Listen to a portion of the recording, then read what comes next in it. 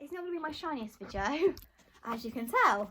But we're going to go with it because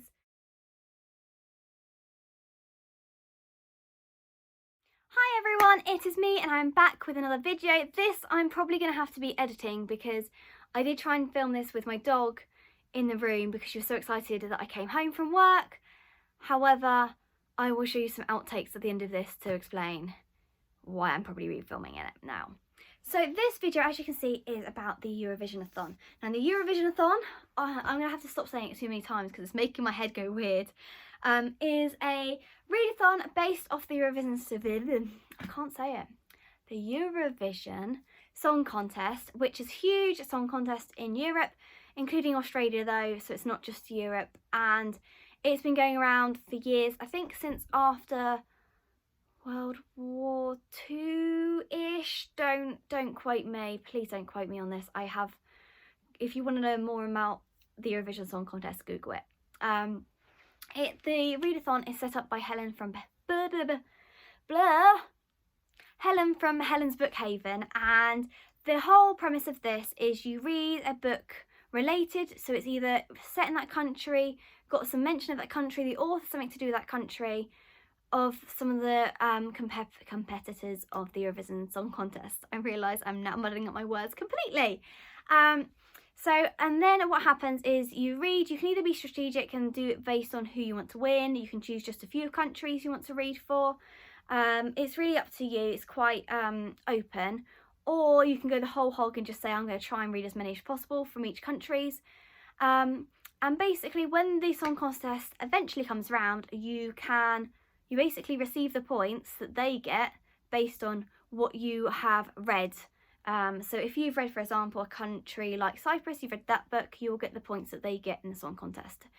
There are some countries that are automatically in it because they fund the Eurovision. So like the UK, even though we receive not many points at all and we always lose, we are automatically into the final because we fund something like that. Don't quite know the details, but anyway, so this book is two parts.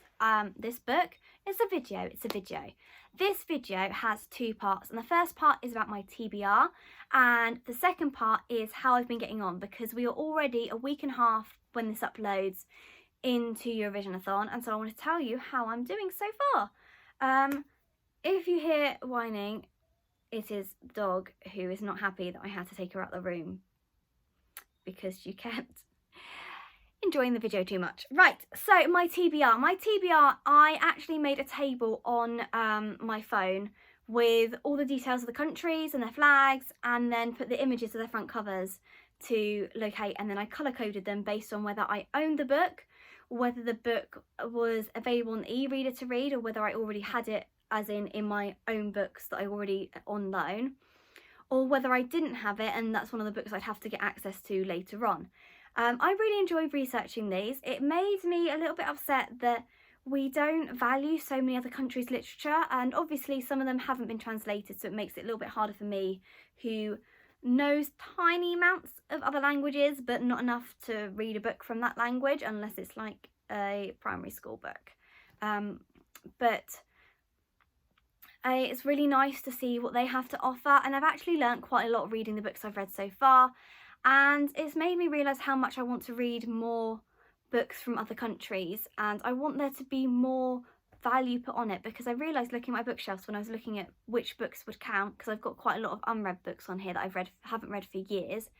Most of my books are actually set in the UK or the US, and I realised how many of them was huge in comparison to what I actually had that wasn't. So it was really interesting, and I really enjoyed researching it. I did find a few of them quite hard and tricky to find, and especially as I wanted to find books not just that fit the bill and go, oh, that fits a country, tick, I'm not going to read that anyway, so it doesn't matter. I wanted to find a book that I would be willing to read for each one and have a go at reading, because I didn't want to put one on and be like, no, I'm probably not going to get a chance to read that anyway, so I'm just going to put it on, who cares. I really wanted to choose one that I'd actually enjoy reading. So I'm going to get on with my TBR, and then I will give you my update. So the first one, here is my pictures of my books. I've got different colours. So green means it's on borrow box and I haven't got it on loan. Red means I don't own it. Yellow means I've actually read it, so we'll talk about that one later. And white means I have access to it straight away. So either on my bookshelf or I have it on loan from the library. So I'm not going to do this in alphabetical order because the pages go like down instead of across, because clever me. So I'm going to just read what I've got on here, and I will talk about them if I can. If I can't, then I will just have to wait and see if I read them. So the first up one I've got is Albania. Now this one I don't remember much about. I know that it was the one that sounded the best for me, and it's called The Doll by Ismail Kader. And I think she's written quite a few books. I saw her name pop up several times. And I will put pictures of the front covers up around here somewhere. But yeah, it looks really good. I don't know a lot about it, and I will have to let you know. That one is on my borrow box, so it's easy access. The next one is Estonia, which I've seen a lot of people actually reading this one. It's called The Man Who Spoke Snakish by Andreas Kivarak. I can't read the font on here because it's printed too small, so apologies if I've mispronounced.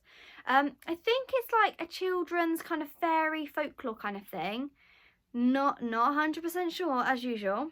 But that's my Estonia one. Lithuania, I have got Between Shades of Grey by Ruta Septius. I have actually had this book for a very, very long time on my bookshelf. A very long time. And I was like, do you know what? This is a chance to read those books that have been there for ages. So this one I have put on. The next one is Slovenia, which is actually a book that this is the one I found the hardest to find one that I wanted to actually read. And this one's called The Sunny Side of the Alps by Roy Clark. And I will read, it's got tiny text on here if you can see. It says, From Scotland to Slovenia on a Shoestring, Living in Slovenia, Book 1. I think it's someone's travel diary. If there is anything else that comes up from Slovenia that anyone can recommend, I'd be really good, because I'm not as interested in reading that one, but I will give it a go if I can access it in time. The next one is Australia, not actually in Europe, but is part of the Eurovision, and that is The Light Between Oceans by I can't read this far away. Maybe I need to get better glasses. I mean, I've been avoiding going to the opticians. I think they're open, but I've been avoiding it just because I just don't like leaving the house. I'd go for a walk and that's about it really, apart from work. M.L. Stedman, which is set in Australia. There is my copy of the book on my e-reader has a lighthouse, and I don't know what it is about Australian lighthouses, but every time I think of Australia and lighthouses I think of Round the Twist. And if I've said that and you know exactly what I'm talking about and the theme tune is exactly come into your head, then you're just like me, because that's what I think of.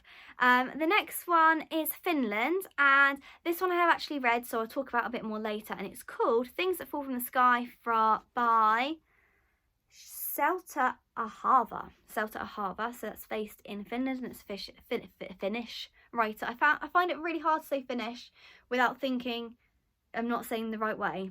Anyway, Malta, I've got The Information Officer, which is historical fiction. There are very many historical fictions in this. It's either historical fictions, most of them set around the wars or the Soviet Union. I found a lot of them. They're children's fiction. And historical fiction is a big area I love, so you'll find that I've got quite a lot on here. However, it is going to be quite hard going, I think. So The Information Officer by Mark Mills. I will tell you more about these once I've read them, but this is my TBR. Spain is The Shadow of the Wind by Carlos Ruiz Zafón. Carlos Ruiz Zafón. Don't hurt myself trying to pronounce it. Basically, this book I've had for a very long time. I've heard so many things about it. It's something about books, and I love books about books, and it's set in Barcelona.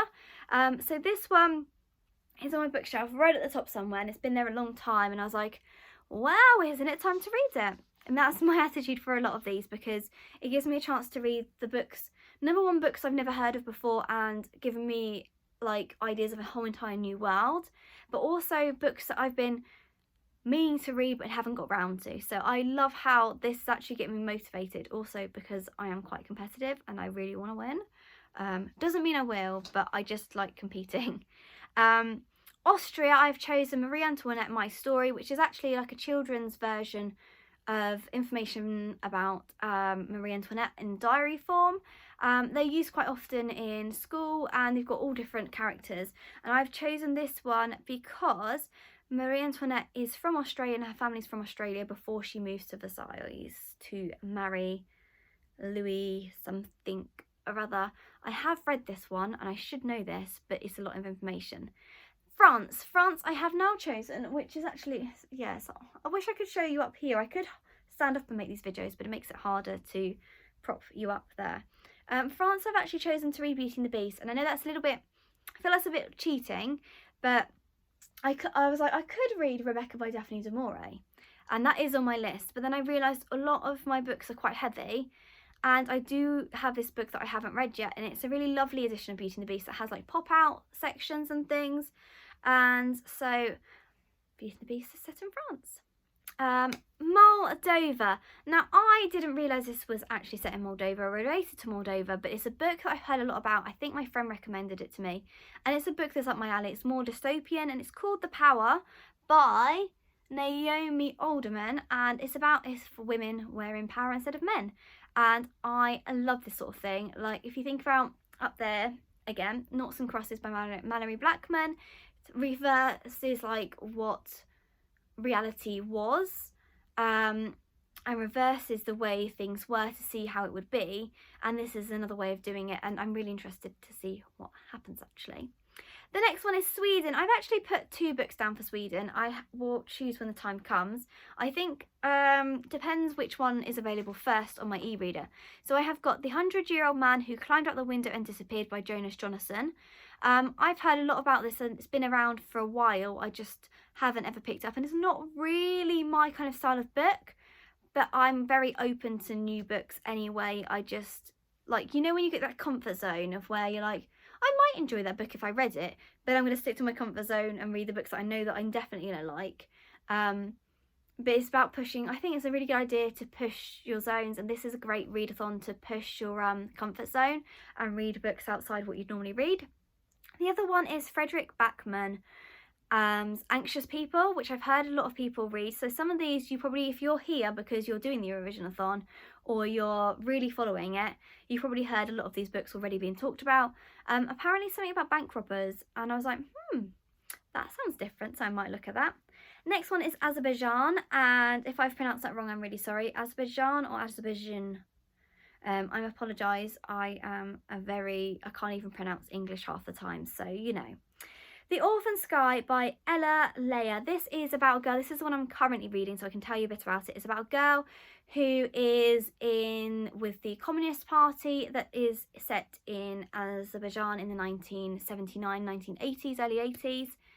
And it's about her she's a proficient, I don't know if that's the right word, but she can play piano very well, so well that I can read the book and I'm like, I don't know anything about musical notes, but sure, if you say that's that musical instrument and that note, that's fine.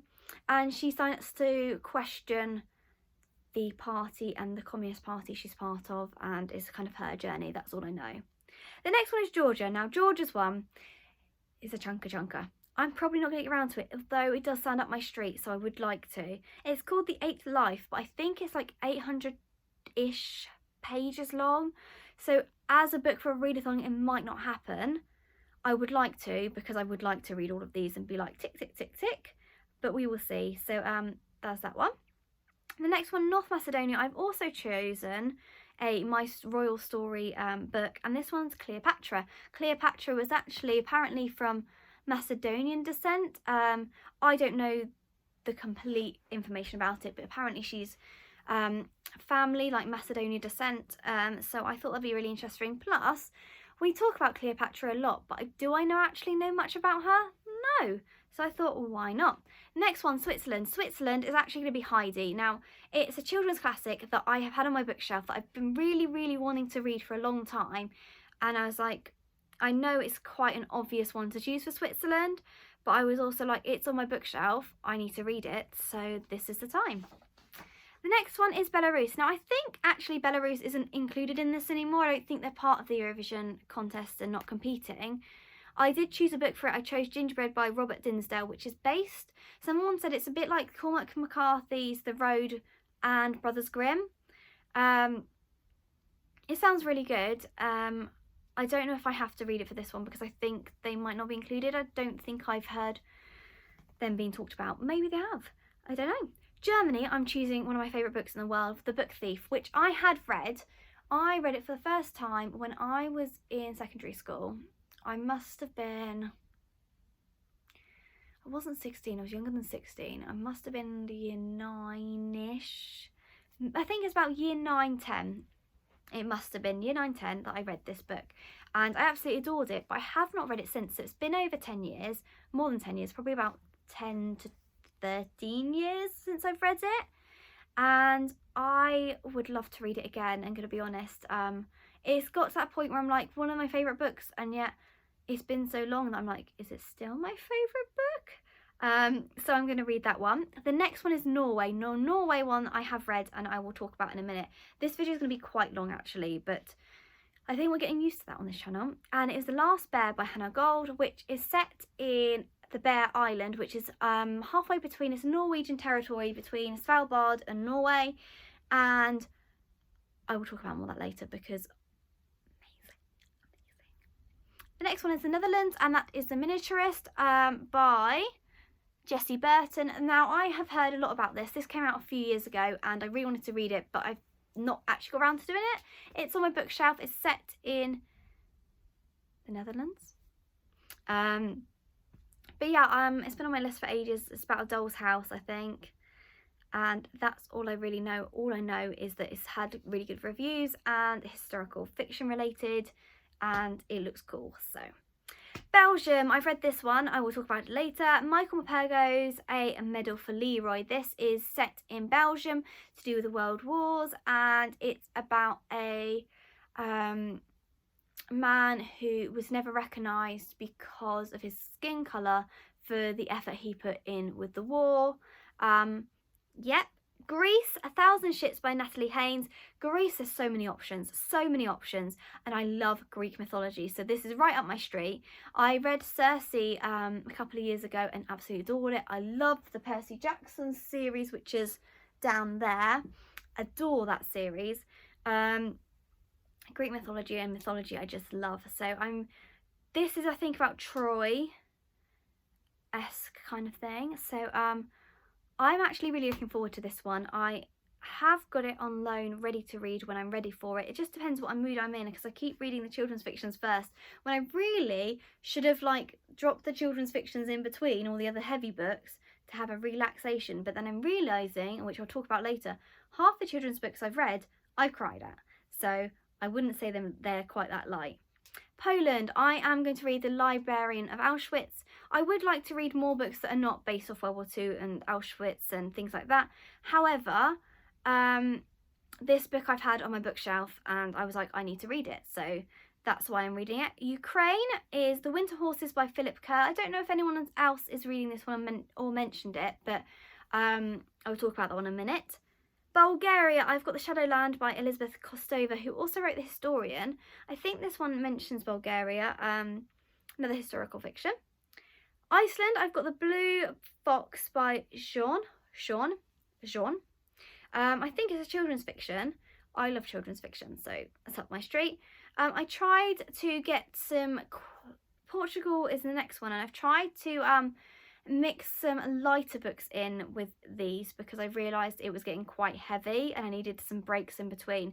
So this is called The House That Alice Built by Chris Penhall.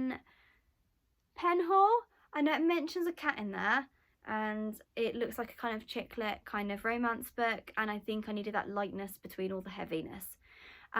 Next one is a UK one, and I have so many options for this, but I decided to go for something lighter just because I'm reading so many heavy books, and I went for Jacqueline Wilson's Clover Moon.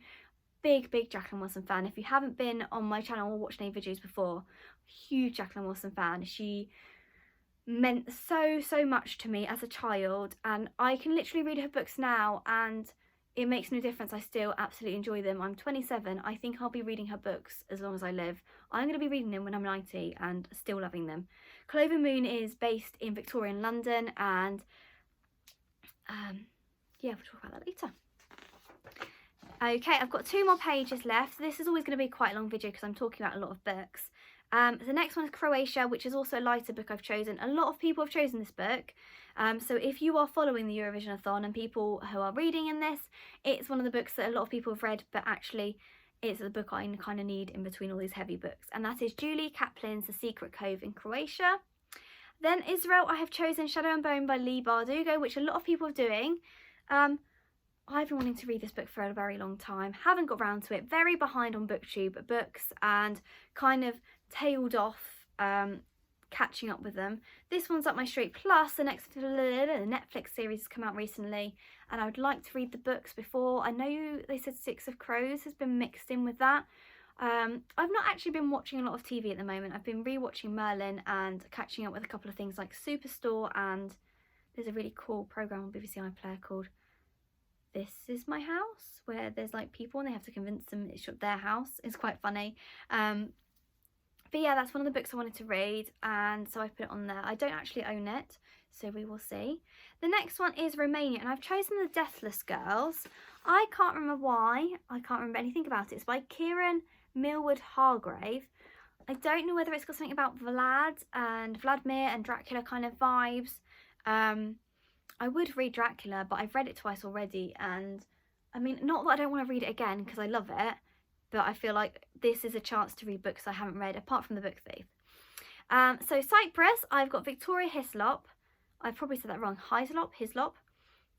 And Sunrise, I don't know much about these. Her books, I don't even know much about. I just have seen her name. I've seen this book around a lot. Italy, I've chosen. It's actually a kind of YA children's book. And it's by Philippa Gregory, and it's called The Changeling. I've always wanted to read Philippa Gregory books, and this is my chance to do so. I also got one in a book haul recently. Not this one, but a different one. And I'm really looking forward to this one, actually. The next one is Russia, and I am going to be reading The House with Chicken Legs. I have read the other one by Sophie Anderson, The Girl Who Speaks Bear, and I really enjoyed that one, actually. And so I am going to read The House with Chicken Legs, which is really exciting. It's based off Baba Yaga, which has a Russian folklore, which also relates to some of the other countries in Europe just because of the Soviet Union and the way things have happened. We actually taught something about Baba Yaga, and we studied Russia with the year 3s this year, and that was really intriguing. So I'm actually quite excited about this one. Final page, and then I'll talk about what I've read. So, Czech Republic, I have got Laini Taylor's Daughter of Smoke and Bone. This has been on my list a long time. I don't know anything about it, apart from it's been on my list a long time to read. I don't own it, really want to read it. Set in Prague, we'll see. Ireland, I've actually got 2 books for Ireland because I wasn't sure which one I wanted to read. So I've got 2 books, a really light-hearted one and then a quite heavy one. And so the first one is Cecilia Hahn with The Marble Collector, which I have read quite a lot of Cecilia Hahn books. My favourite is Where Rainbows End, which is otherwise known as Love Rosie. And The Marble Collector is one I have on my bookshelf that I haven't read yet. I don't think there's many of hers that I haven't read that's on my bookshelf. There is a lot that I haven't read of hers that isn't on my bookshelf, but that's one on my bookshelf I haven't read. The other option is Kit by Marina Fiorato, which is set in Ireland at the beginning, I think, and then they travel to like maybe Spain or Portugal if I can remember rightly. But it's set in Ireland to begin with, and that one's I've had for a very long time, so I thought I could choose between depending on how I feel. Next one, San Marino. This one was quite tricky because there isn't a lot, and this is one of the tricky ones. But I have chosen Harold Turtledove's The Gladiator, which I know a lot of other people have. It's really hard to find books in San Marino that are written in English, and I think San Marino is one of the smallest countries, especially in Europe, apart from Vatican City, but I'm not counting Vatican City because it is a country in itself officially, but it's just like a little city.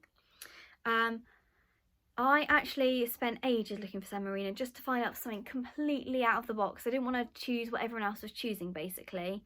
And I found it hilarious because I woke up in the morning after searching for all these, and in my head I woke up with going San Marino, San Marino, San Marino, San Marino, and it got stuck in my head because I was trying to find something for it.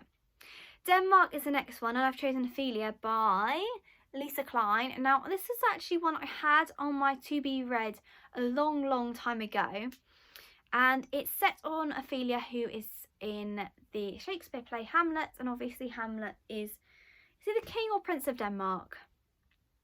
I can't remember. I haven't actually studied Hamlet. It's one of the Shakespeare plays I don't know as much about. But yes, Latvia, I have chosen The Bookshop on the Corner by Jenny Colgan. I think I found this one. If you go on the if you're taking part or want to take part, the Eurovisionathon Twitter account is really good, because before we started, Helen did like a day countdown to the Eurovisionathon, and each day she did a different country, and people said what they were reading if you were getting stuck on what to choose.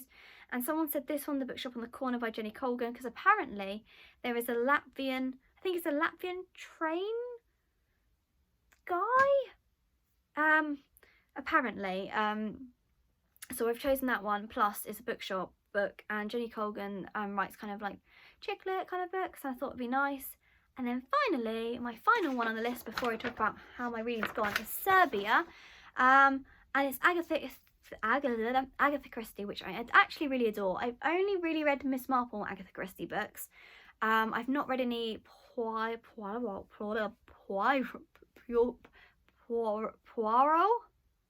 P-O-I-R-O-T. I've not actually read any of his. So this is a Murder on the Orient Express. Someone mentioned on the Twitter account that the train does stop in like a capital city or a city in Serbia, so it kind of counts. So that's the one I've got. I'm hoping they do have the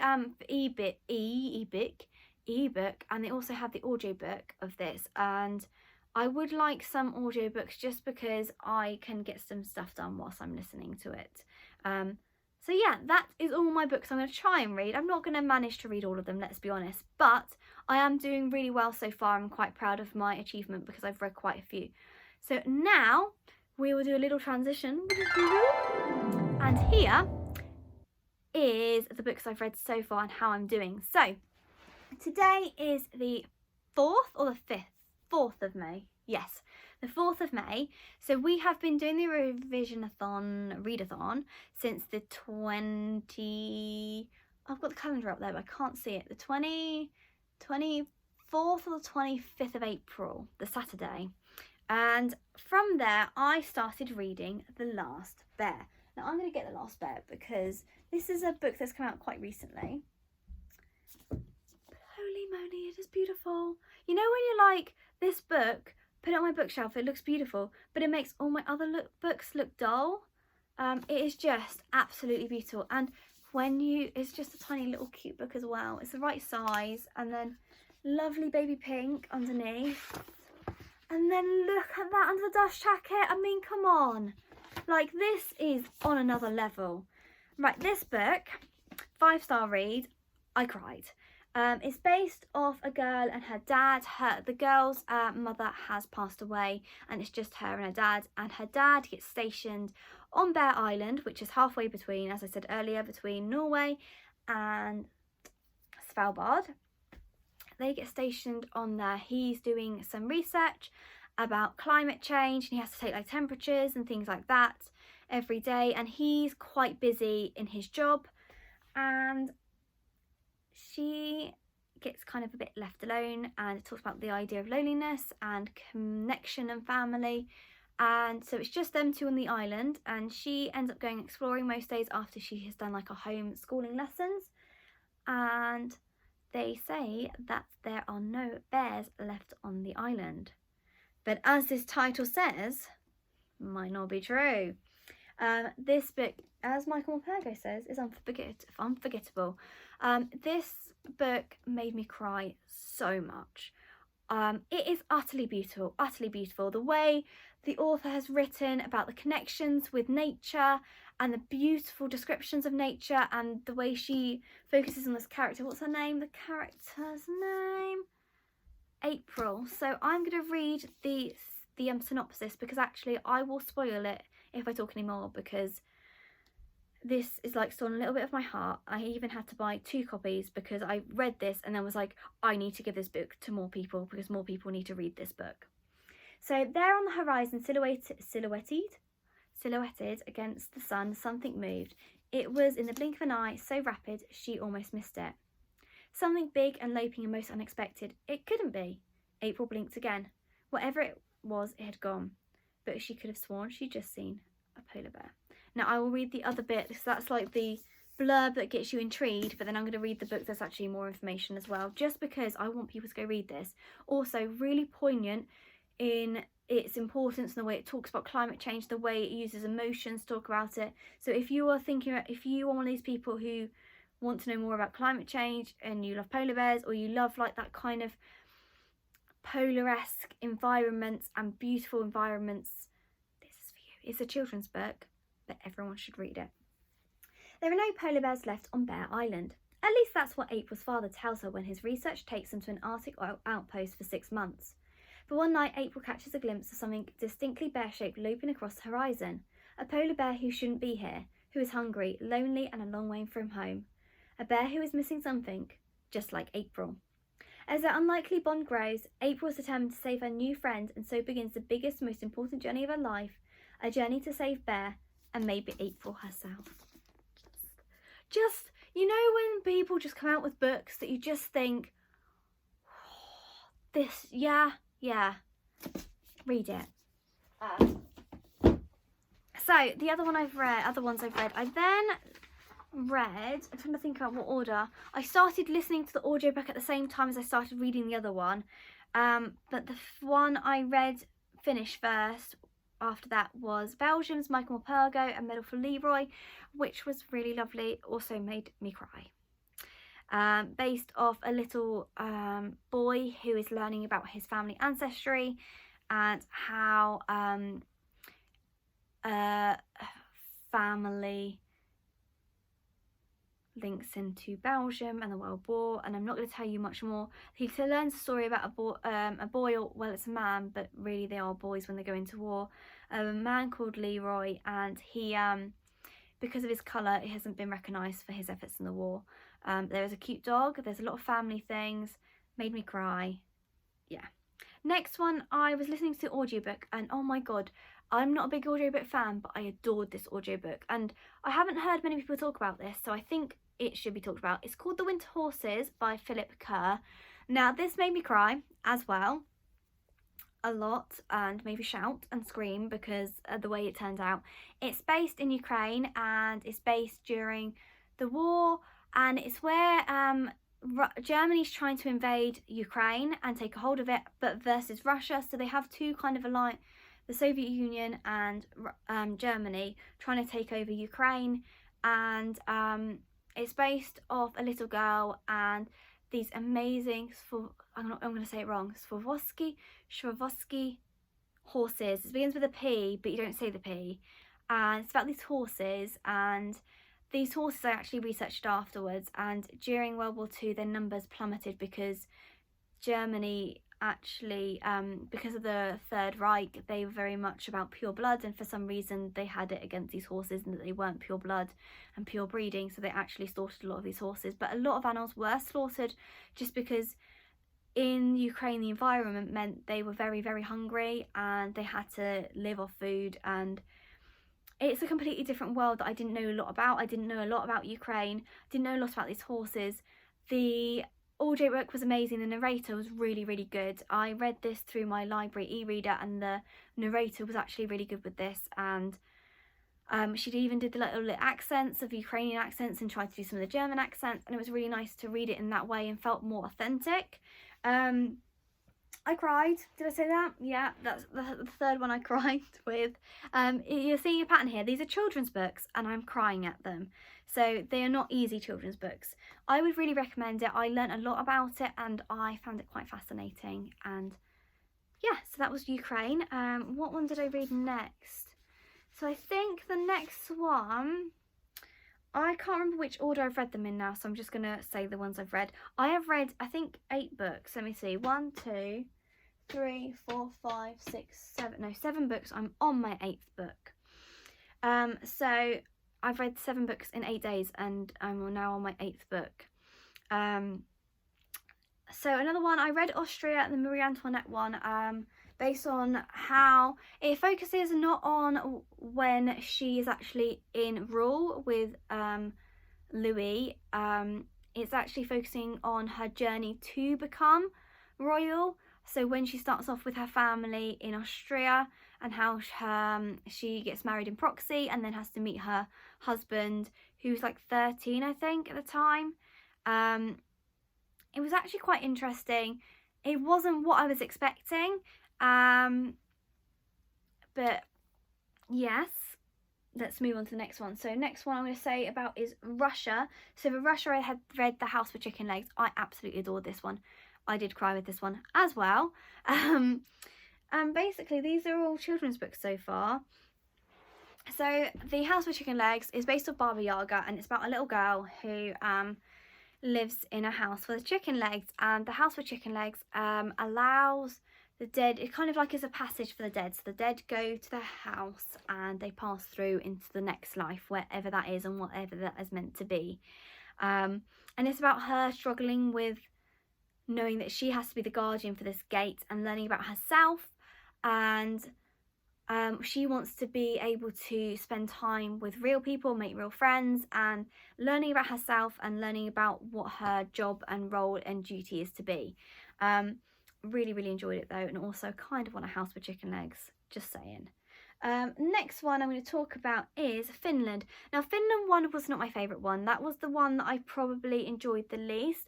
I could see the appeal to it, and I could see, so that I read Things That Fall from the Sky. I could see the appeal to it, and I could see the interesting parts of it. And it's kind of like 3 interconnected stories and how they interlink. And about fate, it's very focused on fate and luck and destiny. Well, not really destiny, it's more fate and luck. I enjoyed it, but it just wasn't for me, and that's a shame because I was hoping I could find some amazing books, but I'm not going to enjoy every book I read. It is a really interesting, and it's a different way of writing, but it's not my kind of interest. So there's that. Last one, is it the last one? Yes. Last one I read is Jacqueline Wilson's Clover Moon. Clover Moon I will get from you because I have a copy of it. I have, as I talked about earlier, so many. Kipper over here. That's not related, but I have so many books. So this is Clover Moon. It's actually, I didn't realise, because I've read Hetty Feather, but I haven't read all the Hetty Feather series books. This is in the Hetty Feather world, and Hetty Feather props up, but it's not focused on her, so you can read this without reading Hetty Feather, basically. I don't know about the other ones, so the other ones are like Sapphire, Battersea, Emerald Star, Diamond, Little Stars. I don't actually know if you can read them, like if they, I know they focus on a different character, but I don't know if they are in the world. Yeah, I think I do want to read all of them though, because I love historical fiction and I love Jacqueline Wilson. So this is based on Clover Moon. I will read the intro. I have read it, I really loved it. But Clover Moon lives in Cripps Alley, a grimy back street of Victorian London. With 6 younger siblings, her weary father and her sharp-tongued, uncaring second wife, devoted to her sister Meg's sparky imaginative, Clover is quick to learn her letters and loves to get a chance to paint or draw. But despite her talents, she is condemned to a life of household skivvy. Then a chance meeting with an artist gives her an inspiring glimpse of another world, an idea of how she might find it. So this is, in a way, like a child who is starting off with a rough life, a very, very rough life. Victorian London, and the poor, when you think of poor Victorian London, it is poor on a completely different level to what you see in London now. She has a very rough life, and she finds a way to kind of find escape, really. It is sad. There are really sad moments. As with Jacqueline Wilson books, quite a few of them might have a disclaimer on the fact that they do talk about difficult topics, and this is one of them. It does talk about a few difficult topics. It does talk about illness and scarlet fever, but it also talks about poverty and, I would say, abuse too. I've really enjoyed this story, and as an adult I found it really intriguing because I could get more, like you could get the hints that a child wouldn't get in this book. So as a child, if I read this, I would understand it and I'd really enjoy it, but there's other hints to more adult topics that in your head as an adult you'd understand that a child wouldn't, if you know what I mean. But I really, really enjoyed this, and Victorian literature I love learning about as well. So I'm going to put that one down and I'll put it away in a minute. So you'll have some outtakes after this anyway, but it is quite a long video, but here it is. So I am doing really well. I've read 7 out of the 40 or 39, 40 books. I've read 7 out of them so far, and we're in a week in. I'm on my next one. I'm currently reading The Orphan Sky by Ella Layla, and I might then decide which one I'm going on to next. It's just really hard choosing which one to read next, to be honest. Like, the last Bear I just wanted to read straight away, and there's several books that I wanted to read straight away, but it's when you go for the books you want to read straight away and then you go, oh, now which one do I want to read next? Because at least the children's fiction, I know I often read children's fiction and I love it. Yeah, so I will update you. I might do a video and show you like week 2 maybe. We'll see what happens. I'm hoping to do a video next week which is going to be quite different. I'm going to hope to do a tag which is based off a week next week, is Celiac Awareness Week. I am actually celiac. I've been celiac for a year and a half now. It's been quite a journey, but I thought I might do a book tag related to it to raise a bit of awareness. Don't know if it'll happen. We will see. Yes. I'm guessing this is the end of the video, so I'm going to cut it here, and I hope you really enjoyed it. Let me know if you're taking part in the Eurovisionathon. Let me know if you've read any of these books, or if you've read any books that relate to these countries. Or just if you like watching the Eurovisionathon.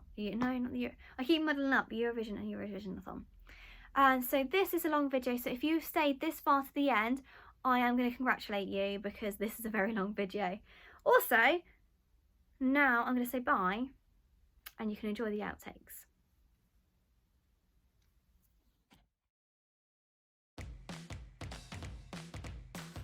It's a secret cave in Croatia by Julie Kaplan. Now this one is a chick flick, and to be honest, realising how many heavy books. Right, you gonna sit down? Right, you can't keep squeaking at the whole video, okay? Okay, sit down then. Sit down on my lap. Yeah, okay. Right in the view. Yes, in the... Okay. Right. Hi everyone, it is me. We have Evie here today. She we've just got home from work, so she wants attention constantly. So I'm gonna just have to do the video with her joining in today. Yes, I'm not gonna take the toy from you. Yes, it's a really big thing, and Australia is also part of it. Yes, I know Australia is part of it. So today's video is all about my TBR, and it's also all about it's also all about my first week reading for the Eurovisionathon. I'm going to try and film this, and hopefully might have to refilm. The Eurovision Song Contest, if you don't know, is a huge song contest based with European countries and Australia. And I've been there for ages and haven't got around to reading, and I realised they can fit into these. Some of them are based off books that I can get on BorrowBox, my library's e-reader. Hello, TV, computer. Some of them are based off what I can get on my e-reader, and the others